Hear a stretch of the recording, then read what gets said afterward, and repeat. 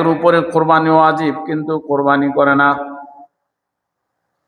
ঈদের দিনে বড় বড় জায়নামাজ জুব্বা টুপি পরা প্রথম কাতারে নামাজের জন্য দৌড়ে আসে কিন্তু কোরবানি করে না। অথচ আল্লাহ রাসূল বলছেন, মা মিন আইয়ামিন ইয়াউমিন নাহরি আহাব্বু ইলাল্লাহ মা আমিলা ইবনু আদম মিন আমালিন ইয়াউমিন নাহরি আহাব্বু ইলাল্লাহ। আল্লাহ রাসূল বলেন, কোরবানির দিনে আল্লাহ তাআলার কাছে সবচাইতে বনি আদমের পছন্দের আমল হলো মিন ইহরাকিদ দাম, রক্ত প্রবাহিত করা, কোরবানি করা। কারণ কোরবানির পশুটা কোরবানি দাতার জন্য এমন কল্যাণ বয়ে আনে। আল্লাহ তাআলা বলেন, ইন্না আ'তাইনাকাল কাউসার ফাসাল্লি লিরাব্বিকা ওয়ানহার ইন্না শানিআকা হুয়াল আবতার।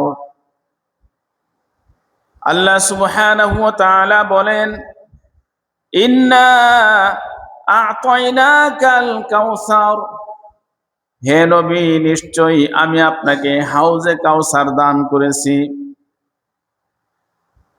ফাসাল্লি লিরাব্বিকা ওয়ানহার, অতএব আপনি আপনার রবের উদ্দেশ্যে নামাজ পড়েন এবং কুরবানি করেন। সুবহানাল্লাহ।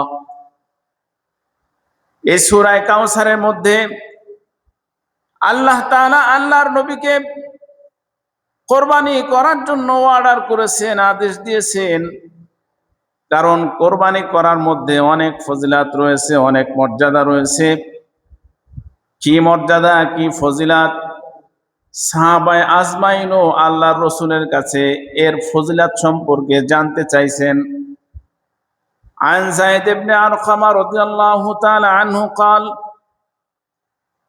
قال أصحاب رسول الله صلى الله عليه وسلم ما هذه الأضاحي।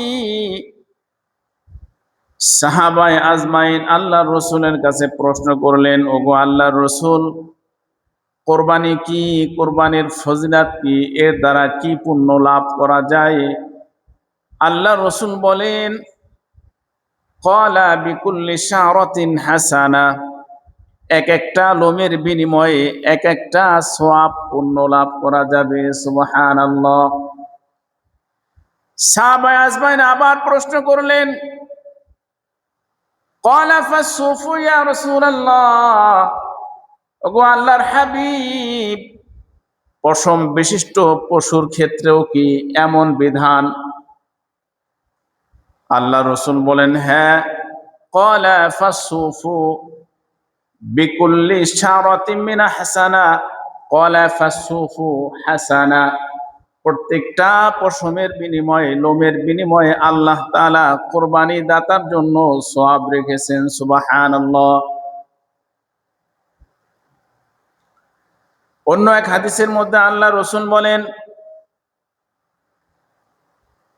কোরবানির দিন সবচাইতে গুরুত্বপূর্ণ আমল হলো কোরবানি করা।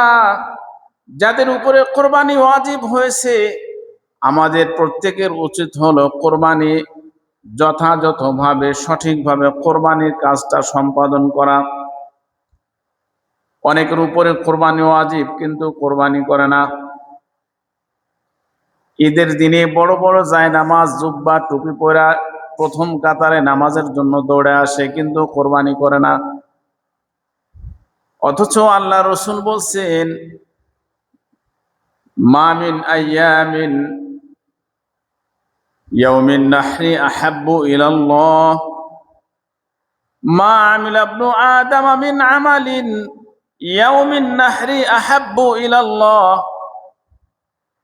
আল্লাহ রাসূল বলেন, কোরবানির দিনে আল্লাহ তাআলার কাছে সবচাইতে বনি আদমের পছন্দের আমল হলো মিন ইহরাকিদ দাম, রক্ত প্রবাহিত করা, কোরবানি করা।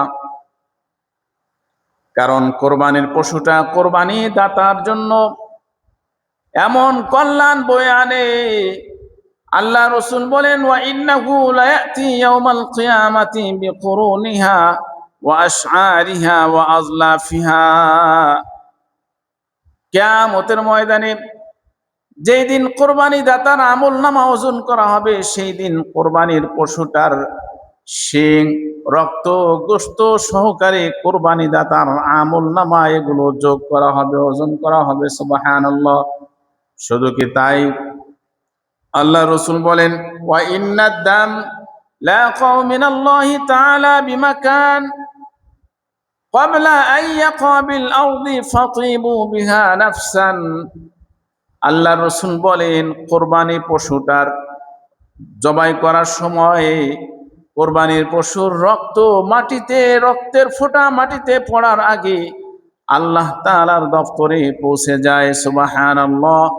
এ কারণে আল্লাহ তাআলার রাসূল বলছেন, তোমরা আনন্দ চিত্তে প্রফুল্ল মন নিয়ে কোরবানি করবা, হিসাব করবা না, হায় হায় রে কত টাকা খোয়া গেল, নষ্ট হয়ে গেল, এরকম চিন্তা ভাবনা না করে প্রফুল্ল চিত্তে খুব আনন্দ উল্লাস নিয়ে কোরবানি করতে আল্লাহ রাসূল বলেছেন।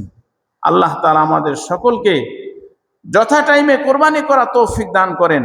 আল্লাহ রাসূল বলছেন যে ঈদের দিনে সবচেয়ে গুরুত্বপূর্ণ ইবাদত হলো রক্ত প্রবাহিত করা, কোরবানি করা। কাজেই যাদের সামর্থ্য আছে কোরবানি না করে যেন ঈদগাহে না আসে। আল্লাহ রাসূল বলছেন, মান ওয়াজাদা সাআতান লিআন ইউদহিয়া ফালাম ইউদহি ফালা ইয়াহদুর মুসাল্লানা। যেই ব্যক্তির উপরই কোরবানি ওয়াজিব হয়েছে, সামর্থ্য রাখে কোরবানি দিতে, অথচ কোরবানি না করে ঈদগাহে ঈদের নামাজ পড়তে আসলো, আল্লাহ রাসূল বলছেন ওই যেন ঈদের নামাজে না আসে, ঈদগাহে যেন না আসে। কেমন ধমক! আল্লাহ তাআলা আমাদের সকলকে সতর্কতা অবলম্বন করা তৌফিক দান করেন।